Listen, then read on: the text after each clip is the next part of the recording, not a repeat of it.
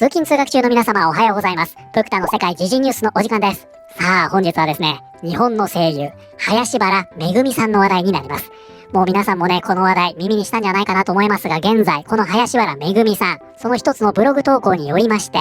大炎上してしまっているんですね。正確に言いますと、燃やされていると言った方がいいかもしれませんが、そういう状態になっちゃってるんですね。で、ここで扱ったのが、外国人に対しての問題だったりもしたものですので、これがですね、世界で大変物議を醸しているんですね。で、あれから数日経ちまして、この件を扱うメディアというのも、出揃ったのかなと思いますので、本日は一体何が起きたのか、そして海外でどのように報じられ、海外のミキたちがこれをどう捉えているのか、皆さんと一緒に見ていきたいと思います。この番組は海外のホットな時事ニュースをお届けします。通勤通学のお供にちょうどいいチャンネルとなっていますので、ぜひチャンネル登録お願いします。さあ、それでは本題です。こちらね、林原めぐみさん。もうこの方は説明不要ですよね。もう大変有名な日本の声優さんです。代表作はね、綾波レイ、あとコナンの灰原哀とかね、すごく有名なんじゃないかなと思いますが、今回ですね、林原めぐみさん、こちらのね、オフィシャルブログで、一本のブログを執筆したんですね。で、これが国内外で燃えていると。ただこれが本当に燃えているのかというのはね、ちょっと詳しく見ますね。じゃあこちらね、J キャストニュースさんでざっと概要を見ていきたいと思います。林原めぐみ、韓国 YouTuber 見てブログに、まさかの報道規制、テレビも放送しない内容、波紋広がり一部削除。新世紀エヴァンゲリオンの綾波レイ役や名探偵コナンの灰原哀役などで知られる人気声優の林原めぐみさんが2025年6月8日に公開したブログ記事が波紋を広げている。注目を集めているのは興味がない、わからない、知らないと題した記事だ。当初の投稿では楽しい旅行もさせてもらった。お隣韓国でのこととし、韓国人 YouTuber が動画を通して政治的な主張を行っていることに言及。このままだと日本の日本らしさがマナーも態度も技術ももしかしたら表現の自由としてのアニメもと危機感をあらわにした林原さん。一部のマナーのない民宿の人やゆずるを知らない海外観光客や京都の竹削ってしまったりする人もいる。規制を持たないと、そこはしっかり取り締まらないとやばいとも訴え、日本のザリガニがあっという間に外来種に食われちゃったみたいになってしまうと例えた。ということでこちらですね。とにかく選挙権がある人は今一度その権利を考えてほしいと言いたかった。やはり政治的な発言は難しいとも綴っている。ということでこれはですね、若者に選挙に行ってくださいねと促すのがテーマだったんですね。なんですがここですね、日本のザリガニがあっという間に外来種に食われちゃったみたいになってしまうと、この部分がですね、主に在日外国人、そして海外で問題視されてしまったと言われています。で、こちらがですね、その実際のね、投稿になるんですが、まだ残っておりまして、興味がない、わからない、知らない。で、これですね、少なくとも2回は書き直されておりまして、編集されてるんですね。じゃあね、これ主にどういう風に編集されているかと言いますと、先ほどのね、ザリガニの部分、あれはね、すでに削除されています。一部の過激な表現とし、削除。関係のない方々を傷つけてしまいました。学びます。教えてくれてありがとうと。じゃあ、例え、なんで使ったかというと、上記のような方を例えるのに使ったのだけど、ということで、こちらですね。先ほど見ました。そんな中、一部のマナーのない民宿の人や、ゆずるを知らない海外観光客や、京都の竹削ってしまったりする人もいる。つまり日本にあるこの文化というのが、なくなってしまうということを言ってたということですよね。そしてそれは、日本人と同様に取り締まってほしいと。で、この他にもですね、この冒頭でね、説明されているんですが、もともとはね、とある、これ実名出ていたんですが、韓国の YouTuber の話をしていたんですね。そして、その韓国では、日本のテレビでは報道されていないことが発信されていたと。なんだけど、この部分に関しては韓国の友人から、右左偏ってしまうとそれぞれが悲しむことになるから安易に取り上げない方がいいよと、このようにアドバイスされたということでこちらの文章に差し替わっています。ですので現在変更されているのはこの韓国人 YouTuber の件とザリガニの件ですね。ちなみにですね、この韓国人の YouTuber の名前を出したことでこうやってね、陰謀論系のそういった YouTuber に感化されてこんな発信しちゃうなんてどういうことだと、このようにね批判している人も一部いるようですが、原文ではですね、これ福田ね一番最初のオリジナル読みましたけど、それは陰謀論と呼ばれているって言ってるんですよ、この林原さん自身が。だから興味がある人は調べて読んでみてねと、そして自分でちゃんと判断してくださいと、このように書いてありました。でこちらね、林原めぐみさん、これすごいですね。まだねブログの方も X のポストも消してないんですね。修正はするけど消さないと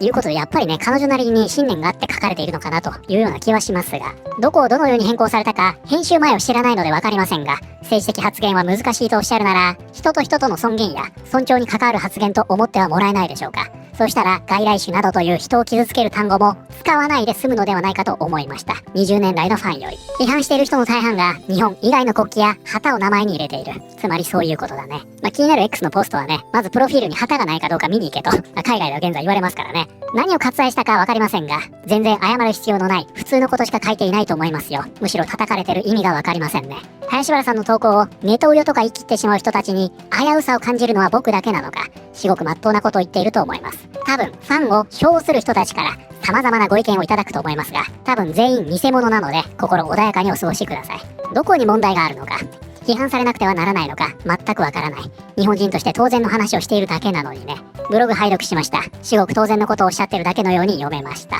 ということで、このリプランですね、ものすごい炎上してるよと言って見に行ってみたらですね、もちろん賛否はありますよ。ピの部分もあるにはあるんですが、圧倒的に3が占めてるんですね。もうこういう状態なんですよ。そうするとこれね、本当に批判の意味での炎上してるのということになってしまいますよね。そうすると現在ね、海外で外国人代表の意見のように取り扱われているのがこのポストとなっておりまして、私も含めて林原めぐみの声優作品を愛して海外から来た人はこんなに多いのに外来種ザリガニに例えられるなんてということで、やっぱりね、私はファンですよという前置きがあるんですね。で、じゃあこの人誰なのというと、ちょっとね、もうこの番組では扱えないですね。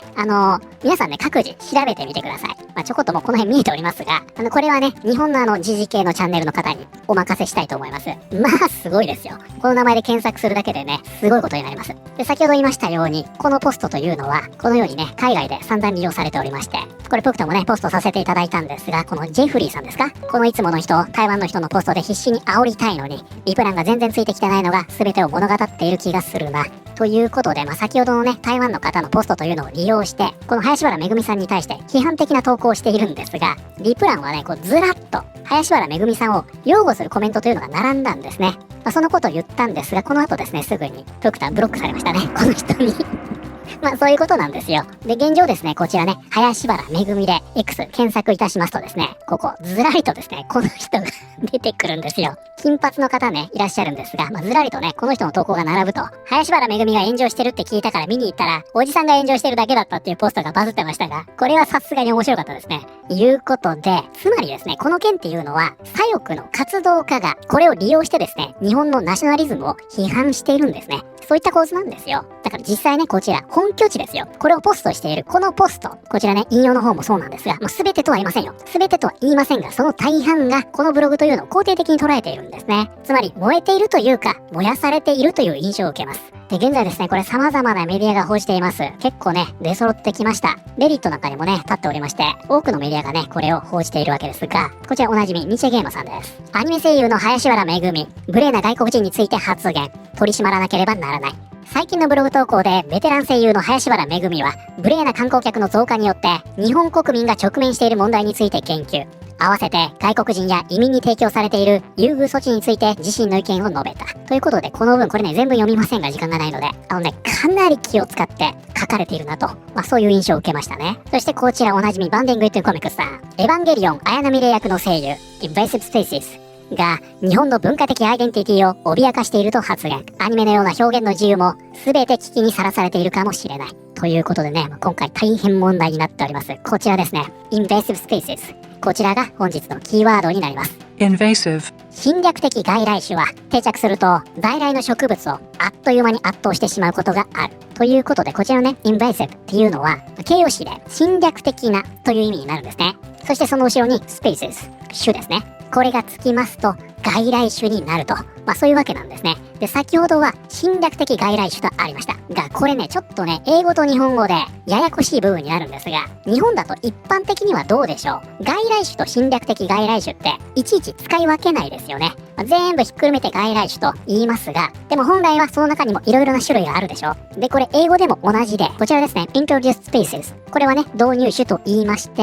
ちょっとね、Google 翻訳してみましょうか。いきますよ。このようにね、外来種と訳されると。だから同じ外来種でもですね、例えば、ノンネイティブスピーシーズとか、こちらの導入種ですね。つまり人間によって他の地域から持ち込まれた種ですね。で、さらにはまさにザリガニのようなね、いわゆる外来種ですよ。こういったものもあるということで、もともとね、こちらのブログでは、例えに出していしていたのがザリガニであるということ。そしてその外来種に日本のザリガニが食われちゃうと書かれていたこと。この点を踏まえても、こちら Invested Species。このように訳されるのかなと思いますね。なのでネットを見てみますと、勝手にね、侵略的ってつけるなよとか、このように言ってる方もね、結構見受けられたんですが、これはですね、どちらかというと、Google 翻訳の仕様によるものなのかなというような気はしますね。文脈によってね、結構変えたりするんで、Google 翻訳って。ですので、これを外来種と訳す場合もあれば、侵略的外来種と訳す場合もあるし、侵入種と言ってみたりね。だからその揺らぎなのかなというように思いますね。だから Google 翻訳って武士を勝手に侍って訳しちゃったりもするでしょ。ああいうことですよ。なので日本語の外来種を一旦英語翻訳して、それを日本語翻訳にし直すと侵略的っていうのがくっついてくるっていうね、こういった機械的な事情なんじゃないかなと思います。ということでこちらはエヴァンゲリオン綾波レイ役の声優、外来種が日本の文化的アイデンティティを脅かしていると主張。アニメのような表現の自由も全て危機にさらされているかもしれない。ということでこちらもね、ちょっと全部は読みませんが、バンディング・イット・コミックスさん、かなりね、これに関してはフェアに伝えようとしているというのがね、結構読み取れますね。だから日英ゲーマーさんとかバンディング・イット・コミックスさんはかなり誠意を持って取り組んでいるなというのが感じられました。一方ですよ、なんとスクリーンラント、この記事出してるんですね。バルネットですよ。気になるでしょ。どういう風に伝えているのか見ていきましょうよ。エヴァンゲリオンの最大のスターが外国人への物議を醸す発言で炎上。観光客を外来種と呼ぶ。ね、もう何かがビンビンと伝わってきますが、日本で最も愛されている声優の一人であり、新世紀エヴァンゲリオンの綾波レイ役として国際的にも知られる林原めぐみが政治的な内容を含むブログ投稿を受けて激しい批判にさらされている。6月8日に彼女の公式アメブロに掲載されたこの投稿は、無作法な外国人観光客を外来種に例えたことで大きな反発を招いた。この比喩は多くの人々から外国人排斥的だと受け取られている。ね、さっき見た状況と随分違いますね。林原の投稿は外国人留学生への経済的支援や観光客の振る舞いといった問題に言及したことで物議を醸す内容へと踏み込んでしまった。彼女のコメントは移民問題や国家のアイデンティティ、公人としての責任をめぐって激しいオンライン論争を引き起こした。そしてここすごいでしょ。教育をめぐる議論における林原のナショナリズム的な含義。つまり林原めぐみさんは国家的姿勢をほのめかしているんだと。彼女は日本らしさという文化的本質が投票を怠れば失われる危機にあると警告。特に強い調子で訴えた。社会的規範だけでなく、日本が誇るアニメ産業さえも無関心によって損なわれる可能性があると示唆し、外国の影響が表現の自由を脅かすかもしれないという懸念をにじませた。これに対し人々は、そうした危機感は排他的な言説に基づいており、外部の人々を日本社会の貢献者ではなく、脅威として表現していると批判している。そんなこと言ってましたっけ？人が言ってたって言えば何言ってもいいと思ってる節ありますが、そしてここですね。これは文化の衝突か、それとも見えすぎた排外主義か。ということでこの後もね、多くの人間がこれを外国人の人間性を奪っていると考えていて、その後ね、ブログは編集しているんだけど、彼女にはダメージが残りましたと。このような論調ですね。この方もね、例の台湾人の方のポスト、ここでね、紹介してしまっているんですが、ここね、リプラン見ると面白いですよ。記事の内容は全く違います。彼女は具体的な問題について全面的に非難しているのではなく、微妙なニュアンスのある見解を示しています。